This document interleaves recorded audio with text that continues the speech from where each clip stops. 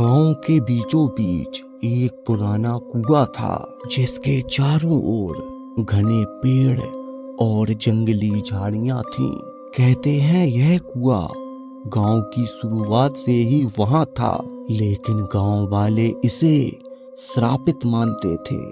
कारण था जो भी इस कुएं में गिरता वह कभी वापस नहीं लौटता, ना उसकी लाश मिलती और ना उसकी कोई खबर।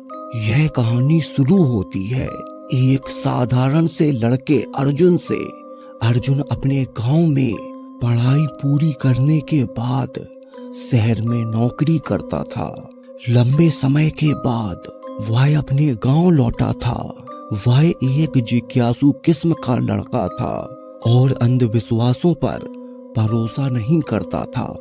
एक शाम जब गांव के लोग चौपाल पर बैठे बातें कर रहे थे, किसी ने कुएं की बात छेड़ दी। बूढ़े रामदयाल ने कहा, उस कुएं में मत जाना, वो श्रापित है। वहां जाने वाले लोग कभी वापस नहीं लौटे।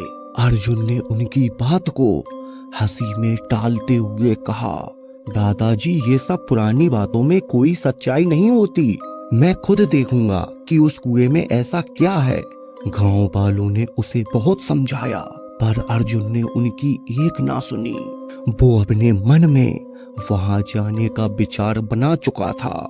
रात होते ही अर्जुन अपने दोस्त विनोद को साथ लेकर कुएं के पास गया। दोनों ने टॉर्च जलाकर कुएं के अंदर झांकने की कोशिश की। कुएं में पानी का नामो निशान तक नहीं था, बस काली गहरी खाई सी नजर आ रही थी। अचानक अर्जुन को लगा कि कुएं के अंदर से किसी की धीमी धीमी आवाज आ रही है।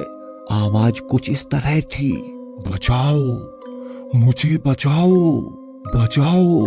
विनोद घबराकर पीछे हट गया। उसने अर्जुन को वापस चलने के लिए कहा, लेकिन अर्जुन की जिज्ञासा और बढ़ गई। उसने अपने फोन की फ्लैश लाइट जलाकर कुएं में नीचे देखने की कोशिश की। तभी तेज हवा का झोंका आया और अर्जुन का फोन कुएं में गिर गया और अब वो आवाजें और तेज हो गईं। विनोद डर से थर-थर कांपने लगा और बोला, अर्जुन चलो यहाँ से, ये जगह ठीक नहीं है। लेकिन अर्जुन ने कुएं के अंदर जाने का फैसला अपने मन में कर लिया और उस टाइम वहां से गांव वापस चला गया। अगली सुबह अर्जुन ने गांव के लोहार से एक मजबूत रस्सी ली और विनोद को साथ में लेकर दोबारा कुएं के पास पहुंचा। विनोद बार बार मना कर रहा था, लेकिन अर्जुन ने उसकी एक ना सुनी। उसने रस्सी को कुएं के किनारे बांधा और नीचे उतरने की तैयारी करने लगा। जैसे ही अर्जुन रस्सी के सहारे कुएं के अंदर उतरा, उसे महसूस हुआ कि कुआं जितना दिखता था उससे कहीं ज्यादा गहरा था। दीवारें कई से ढकी हुई थीं और अंदर से एक अजीब सी ठंड महसूस हो रही थी। आधे रास्ते पहुंचने के बाद अर्जुन को लगा जैसे कोई उसकी ओर देख रहा हो। उसने नीचे देखा पर कुछ नहीं दिखा। जब वह लगभग कुएं के नीचे पहुंचा तो उसे वहां एक छोटी सी गुफा दिखी। गुफा के अंदर से हल्की हल्की रोशनी आ रही थी। उसने वहां जाने का फैसला किया। गुफा में घुसते ही अर्जुन का दिल तेजी से धड़कने लगा। वहां दीवारों पर पुराने जमाने की विचित्र आकृतियां बनी हुई थीं, मानो यह किसी प्राचीन अनुष्ठान का स्थान हो। गुफा के बीचों बीच एक पिंजरा था जिसमें जले हुए इंसानी हड्डियों का ढेर पड़ा हुआ था। अर्जुन ने जैसे ही पिंजरे को छुआ, गुफा में एक भयानक चीख गूंजी। उसके सामने अचानक एक छाया प्रकट हुई।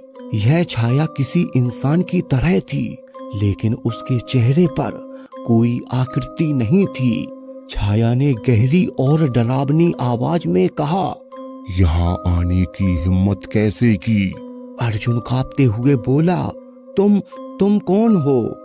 छाया ने बताया कि वह एक तांत्रिक की आत्मा है जिसने इस कुएं को अपने काले जादू से श्रापित किया था।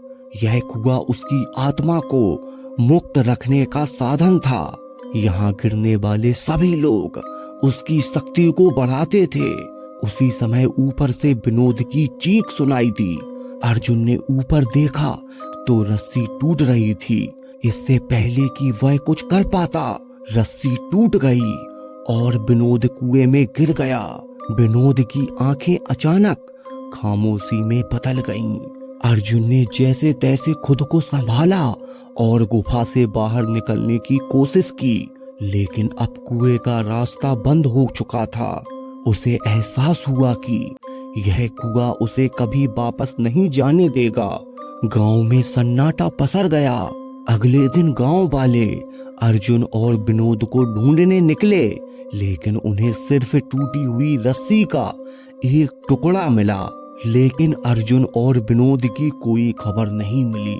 कुछ दिन बाद गांव के लोगों ने कुएं के पास अर्जुन की आवाज सुनी। वह बार बार एक ही बात कह रहा था, यहाँ मत आना, यह जगह श्रापित है। लेकिन यह आवाज अर्जुन की नहीं थी, यह उस तांत्रिक की आत्मा थी जो अब अर्जुन के शरीर में कैद हो चुकी थी। गांव वाले अब उस कुएं के पास भी नहीं जाते। वह कुआं आज भी गांव के बीचों बीच बना हुआ है, अपने अगले शिकार की तलाश में। क्या तुम उस कुएं के पास जाने की हिम्मत करोगे? अगर हाँ तो कमेंट में यस टाइप करो।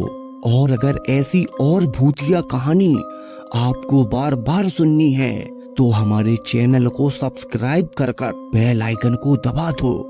और अगर आपके पास भी कोई भूतिया कहानी है तो हमें कमेंट बॉक्स में लिखकर भेजो। और अगर कोई आपका दोस्त जो बिल्कुल डरपोक या फट्टू है, उसके साथ ये वीडियो जरूर शेयर करना, उसे डराने के लिए। तो मिलते हैं अगली किसी और वीडियो के साथ।